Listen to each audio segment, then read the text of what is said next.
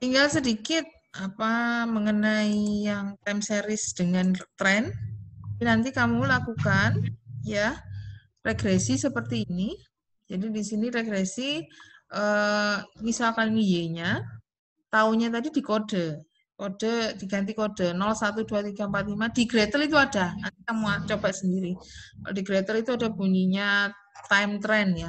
Jadi ada time index. Cari di add dia ada nambah variabel namanya variabel time index. Jadi nanti kamu di situ bisa merubah tahun yang 01 tahunan, kuartalan, bulanan, apa-apa itu dengan time index. Nanti di situ kamu bisa langsung otomatis berubah menjadi 01, 2, 3 dan seterusnya. Ya, tunggu sebentar. Oke, kemudian regresinya biasa. Ini inputkan sebagai respon, ini inputkan sebagai prediktor. Tapi harus dibuat dulu time indexnya ini. Kalau belum ada nggak bisa. Ya, misalkan saya dapat hasilnya begini, Y topi sama dengan 0,6 plus 0,7 XT. XT ini nggak bisa diinterpretasikan seperti yang kemarin-kemarin kalau regresi ini ya. Regresi. Kan kita kalau regresi yang cross section, kamu diajarkan bagaimana menginterpretasikan angka 0,7 ini toh. Jadi 0,7 ini artinya apa misalkan. Kalau sekarang kepentingannya bukan ke interpretasi 0,7 tapi ke peramalan. Jadi lebih ke bagaimana hasilnya ketika saya memasukkan time index untuk tahun yang belum terjadi. Jadi misalkan datamu kan data tahun 95 sampai 99, kamu belum mengalami tahun 2000. Ya, tapi model ini kamu pakai untuk meramalkan yang terjadi di tahun 2000. Nah, tahun 2000 berarti indeks waktunya 5. Makanya di sini dimasukkan 5 ini. Jadi 0,6 plus 0,7 kali 5, hasilnya 4,1. Berarti di sini bisa diprediksi, bisa diramalkan ini nilainya 4,1. Ya, jadi ramalan. Jadi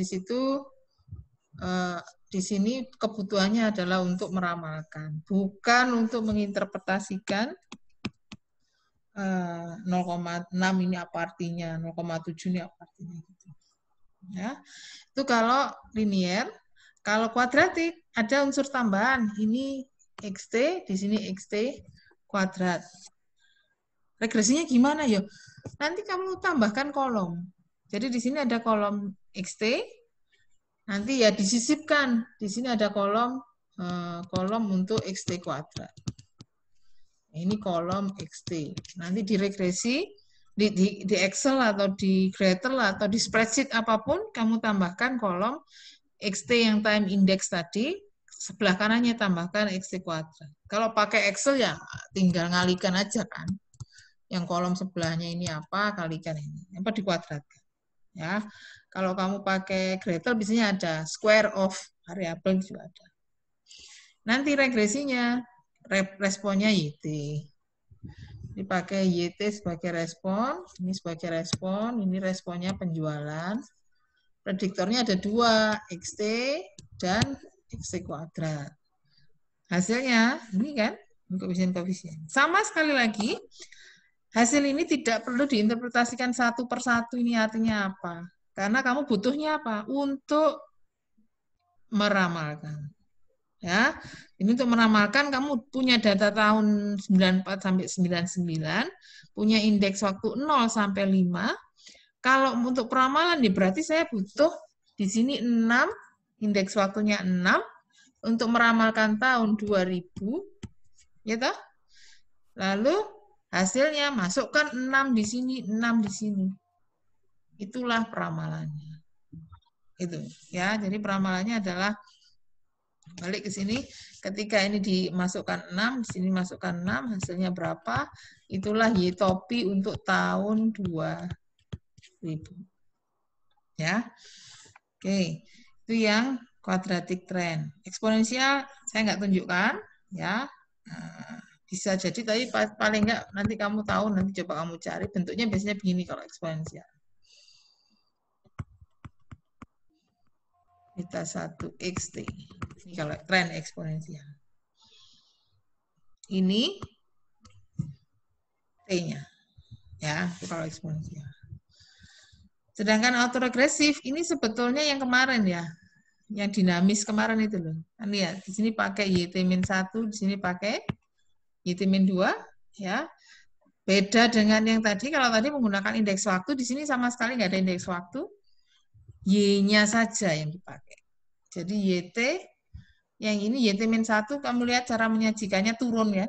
Ya, jadi ini Y tahun 93 yang dipakai tahun 92.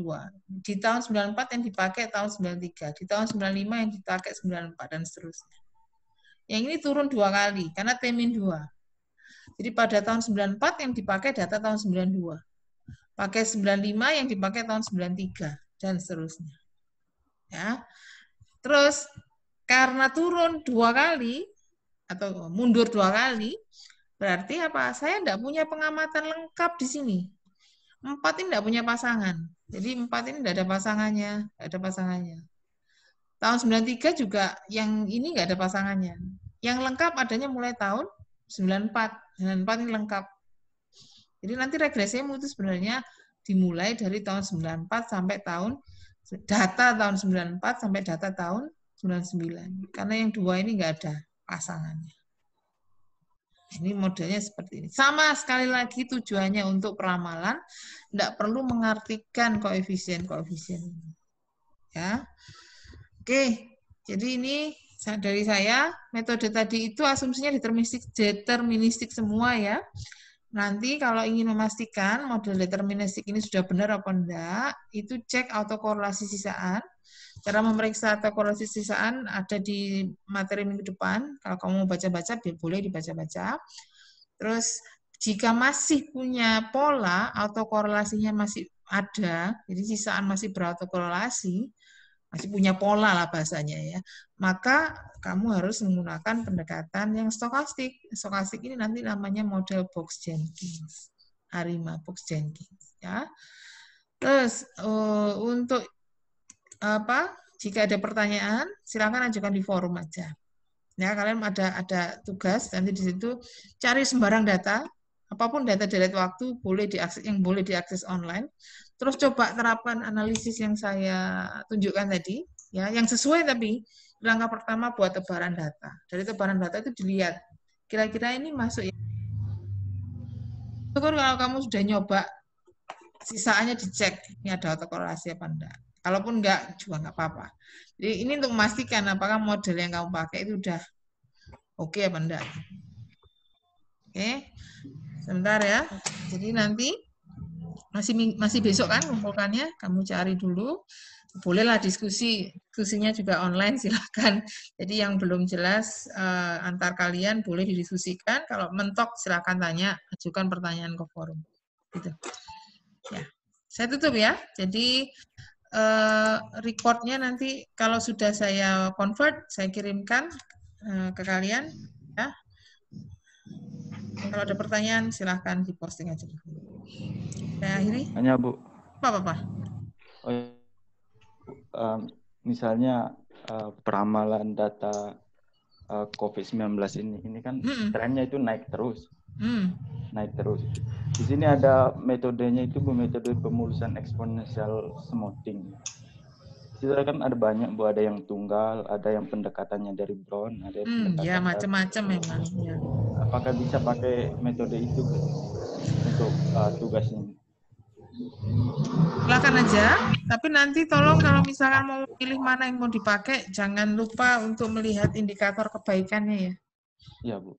Ya, indikator kebaikannya. Kalau misalkan kamu mau, tadi kan kamu bilang mau pakai yang apa mau pakai eksponensial smoothing 1, ini 2 parameter, ada macam-macam ya memang, saya menyebutkan. Coba untuk memilihnya pastikan MAPE itu. Ya, cek MAPE seperti apa. Tapi jangan lupa untuk pertama kali ya ngecek dulu lengkap time series plotnya seperti apa, arahnya gimana gitu ya. Ya Bu. Udah? Ya. Bu, saya mau tanya.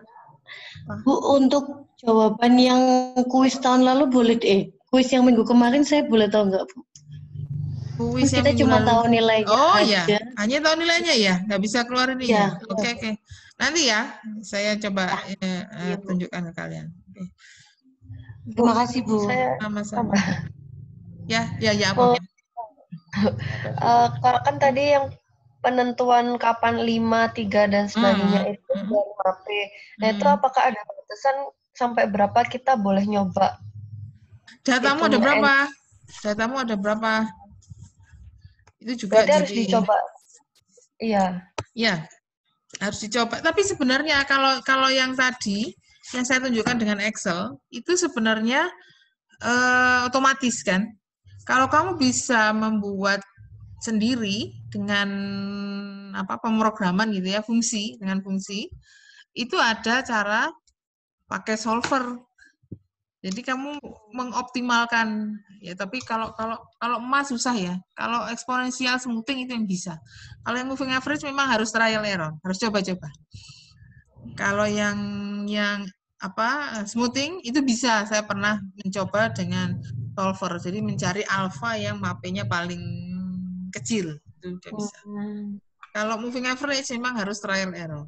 Ya kamu buat aja rentang mulai 0 sampai 1 gitu. MAPE. N ya? Ma ya? Tadi kita ngomongnya Ma ya? Ya, itu tergantung dari banyaknya pengamatan satu, terus dicoba-coba. Kasih, Bu. Udah ya, saya tutup dulu. Nanti hasil di recordnya coba saya convert dulu. Oke, silakan dikerjakan. Terima kasih, Bu. Terima kasih, Bu. Ya, terima kasih, Bu. Aduh, N meeting.